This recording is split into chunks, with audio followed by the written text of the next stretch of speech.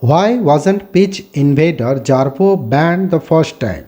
Do cricket's lax laws help the likes of Jarvo gain access to a ground time and again? Daniel Jarvis, popularly known as Jarvo69, and has a YouTube channel with 1,23,000 followers, was arrested by the police on suspicion of assault after his latest pitch invasion at the Oval. This was his third such pitch invasion in as much as many matches. Do cricket's lax laws help the likes of Jarvo gain access to a ground time and again? Bordering on the dangerous. During the first session of the second day of the fourth test at the Oval, Jarvo ran into non-striker Johnny Bairstow while mimicking a bowler's run-up. Bairstow was caught by surprise as he wasn't aware of Jarvo's being so close to him. Jarvo also breached the biosecure bubble in place for players. Jarvis donned the Indian kit with the name Jarvo printed on the back. This was the third time in this series Jarvo was able to enter the playing area and get close to the players. Only Pope, the batsman at the other end, wasn't impressed. It got a few laps the first time round, but it stops play for 5 minutes. There's nothing to be gained from it. It does disrupt you, but you have got to try and block it out, Pope said. Jarvo was held at the ground and arrested shortly. During the second test at Lord's, Jarvo in India Test Whites walked up to the wicket and started setting the field. This incident had fast bowler Mohammad Siraj in splits. However, it did raise questions about how easily a member in the crowd could enter the field of play. On day 3 of the next test at Headingley, Jarvo walked onto the pitch in a batting gear and took guard near the pitch. He was promptly removed from the stadium and the Yorkshire Cricket and Country Club banned him from entering the premises for life. Laws in England. The England and Wales Cricket Board have largely left it up to individual stadiums to come up with their own policy for pitch invaders. The authorities at the Lords ejected him from the stadium, but the YCC imposed an immediate ban. Replying to a query by the Indian Express, YCC Director of Operations Sam Hinchliffe said, "Our policy is to eject immediately and issue a lifetime ban. We also referred to the ECB for them to share with all other venues for consistency."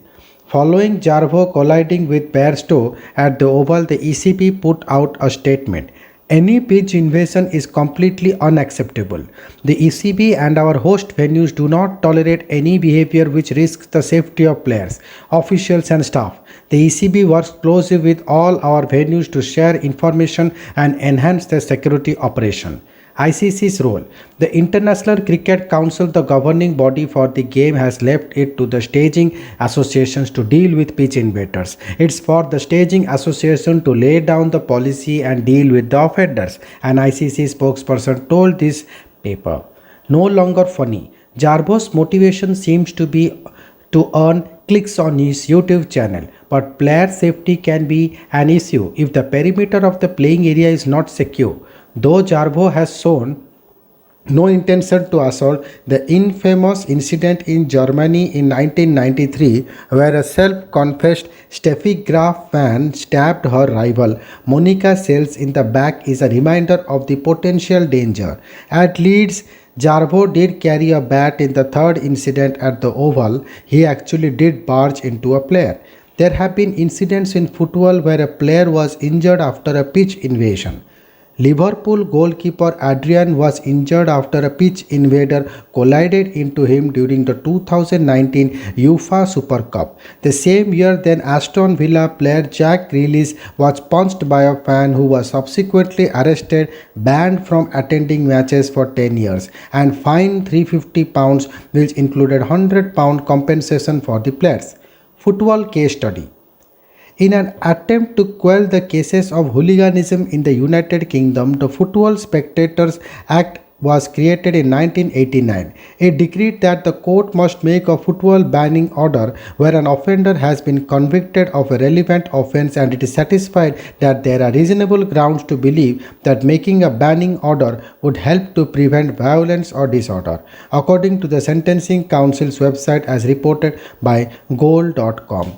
A football banning order meant that a fan was banned from attending football matches in the UK and was not allowed to travel abroad to watch the national team play. Any breach of the order could result in up to 6 months imprisonment. 1991, the Football Offences Act was instituted, which essentially declared any entry into the playing area or an area not designated for specific spectators is illegal. Pitch invasion itself, though, were not deemed an imprisonable offence. Not foolproof. There are numerous loopholes to be addressed once laws are made. A banned football man cannot book a ticket. That individual, however, can have a family member book on behalf of them, or even purchase one of the black market or from a tout and enter the stadium. Venues in the United Kingdom do not have a face scanning mechanism in place at the turnstile to recognize a banned individual.